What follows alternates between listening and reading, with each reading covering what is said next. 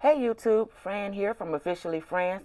Come and walk this property with me, and at the end I'll give you the specs and let you know the price, and you can tell me what you think. Could this be the new home of Michigan Memory Lane Campground? Let's get at it. So this property does have power overhead. It is on a paved road, which as you can see has been newly paved. The traffic is a little heavy right here. So I have to pull up the traffic study on this area. As you can see above, there are power lines. If you can see those, so there are power lines that run through the property, as well as a power box down there. It looks like a pretty good property. I do have to step on that. It is not in a flood zone. This property is actually not in the flood zone, which means no additional flood insurance is needed. Now, this property is also located fairly close. And when I say fairly, I mean within maybe a mile or two of a park, which is always great for anybody looking for a property. Anything that's located near a park makes a big difference. This is 38 acres. This is 38 acres. And it is zoned suburban residential. So it is not zoned agricultural or small farm, but there is ordinances to allow that to be changed for certain uses. And because based on what I want to do, I believe those uses could come in handy. Another thing about this property is that it has a fire hydrant at one end and a fire hydrant at the other end. And that makes a big difference also, people. One of the things that I have realized with looking at properties is that some of these properties have of course, they have the building codes, and they have a list of requirements for it when you want to build your home on it. And those requirements are your setbacks and stuff like that for the yard. So one of the setbacks that I've noticed a lot is how far. There's a minimum setback for building your house, but then there's also a maximum setback for building your house. So if you're building a house in a lot of areas, they have something what is the minimum setback may be 30 feet, while the maximum setback may be 150 feet. But then they have a additional requirement or an additional, I don't know what I want to call it now, that says if there is a fire hydrant or if you install your own, you can set that property back as much as 500 feet. And that makes a big difference, especially for a property like this that is on a main street. If you want to get that quietness, you might want to go back a little bit further. But here's the thing about living in Michigan. If you put your house back 500 feet, then you got to plow a 500-foot driveway to get out of it when it snows. So it's just something to think about. As you can see with the other houses that are across the street, they're all pretty straight in a line, and that looks like they're set back. That doesn't look like that 150 feet either. That looks more like maybe 50 to 75 feet back. And right now the traffic is quieted down. I don't know if that's really a concern for them. They've been here or the noise, but these days they have better windows and better insulation and stuff like that could assist with that kind of thing. I do see I'm trying to figure out the property line area here. And I believe I'm gonna have to look at the specs because I thought there was like 1,000 something feet of frontage. And with that 1,000 feet of frontage, that's just telling me how much property it is wide this way. So I'm looking at an area over here in the distance that looks like some light colored grass. And I'm wondering, is that light colored grass or is that actually water in that area? From the specs of this, there was no water on the property. And that water, I mean, as in ponds or something like that. There is water availability, and it's just a light patch of grass. There is water availability as well as electricity and gas here at the road. But other than that, septic tank for your sewage, which, is no problem for me. As far as I walk down this property, I do keep seeing the ins and outs of it. So when I get here, I see another set of poles, which was probably them also marking another entrance to the property. And I'm not sure if this is the last one or not, but I can see quite a bit from this angle. So I'm going to say that property line is probably that tree line right over there in the distance, marked by that house. It's somewhere in that area right there, which is just fine with me. This is a pretty nice wide open property. So it looks like everything kind of bunches in together pretty good.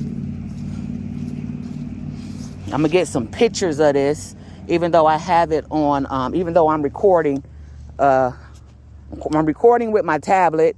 I'm also recording with my phone here, videoing, but then I also like to have pictures.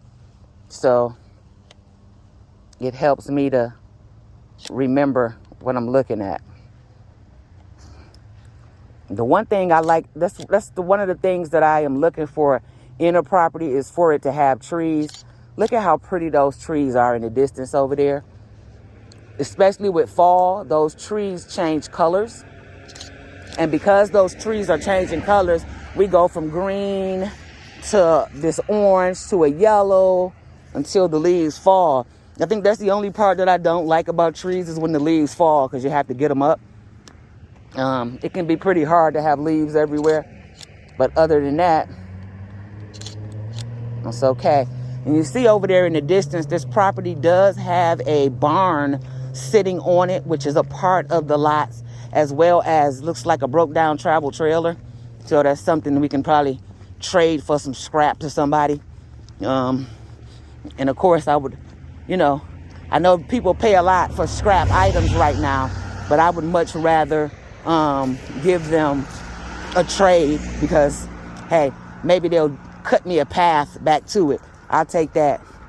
Problem when I come and look at these properties is I want to go deep inside of them, and I can't tell by just looking at the grass, because the grass can be a lot longer than it looks, and you don't want to step down and mess around and get stuck. And of course, I'm out here by myself looking at this property. I wish I could load my four-wheeler up, or wish I knew that I was going to see this property, which I didn't. I just happened to say, oh, let me drive down this street. I've been looking at it online since I was in the area. But if I could bring my four-wheeler so that I can drive through a property and take a better look at it, it would absolutely help. This property is on two main streets.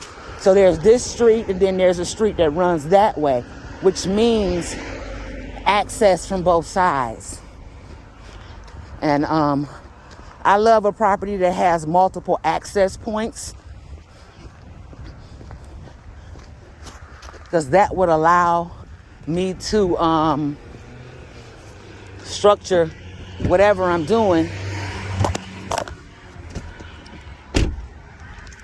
That allows me to structure whatever I'm doing so that I can have that access where homes can access on one side, and then, the campground part can access from the other side. Here's that second fire hydrant I was talking about. So it's probably a good, I don't know, maybe 100 feet apart or so. I don't know about measurements exactly, but what I can tell you is we're about 300 or 400 feet from the corner, which is that other street that runs into it. This is a private residence located next to it. It has nothing to do with the property itself. I think in the description it says that it was like 30% wooded. And so I had to drive around the other street to take a look at it to see the trees from that angle. But I really like these trees. Look at them in the distance over here. They are beautiful. Not only is the scenery beautiful when you look at a long line of trees, it's just that they have a purpose. So, of course, my goal, loud truck. So, of course, my goal is to keep as many of these trees as possible on this land, and try to build around them and build through them, because that's something that you really want to hold on to. I'm going to walk to this corner and see, without driving, I'm going to walk down to the corner and see how far I can see into the side of this property. So one of the things that I was mentioning about this being a suburban, it's called suburban residential. Suburban residential, and if you look in the ordinance, it basically gives you a whole definition of it, of what the property is intended for. All of those things will make your end result of building very easy if you know those things in advance. So that makes a big difference of knowing something in advance, because then you don't get stuck with property that you can't use. This is New Boston Township. You also, not only do you not get stuck with property that you can't use, you also don't have to worry about when you submit something for approval. If you already know the rules, then you make sure that you place those things on a checklist. And then with that checklist, you make sure that you are abiding by those things. So if you put them in the plan from the beginning, that's one less thing that you'll have to be bothered with. Now, I can see that this property that's set on the corner, they have trees set up. And the trees go here at a corner and then they go over. And so I can assume, even though I will verify, that they are marking their property line with that. So that would mean that their property for the house is here, and then everything behind that goes back to the property at the other side. Whew. This is a good little walk, y'all. And so with that, we can go down to this area, and then we have another view of the property, kind of a side view here. And the speed limit right here is 45, but I can tell you that they are not going 45. Not at all. Let's pull this in, sharpen this up.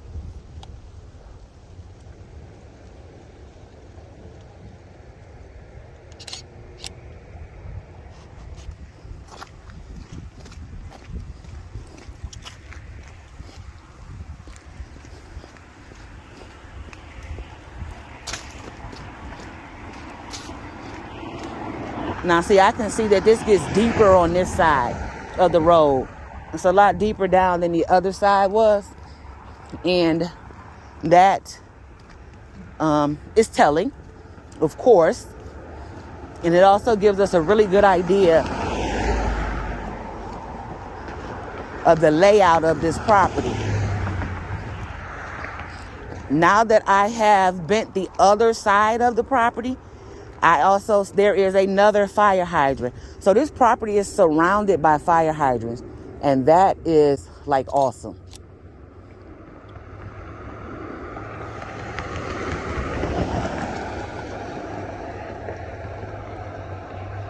But this is the entire side view of the property. I didn't walk it all the way back to where I think it ends at. I'm just gonna leave that. I just wanted to be able to get some photos from this side of it. I'm going to make my way back around to my car. Let's talk numbers. This property is 38.59 acres with 1,027 feet of frontage on the first road and 1,115 feet of frontage on the second road. It is zoned R1 suburban residential. It has water, electric, and gas available at the street on both roads. It is leveled and is 30% wooded, along with that pole barn you see out there in the middle of the property, which is on a cement foundation. So let me know what you think. Could this be the possible home of Michigan Memory Lane Campground? And stay tuned for the next video. Let me show you how I researched the ordinance to see if this property can fit into my needs. You'll be surprised at what I can find. Thanks for watching Fran at Officially Fran.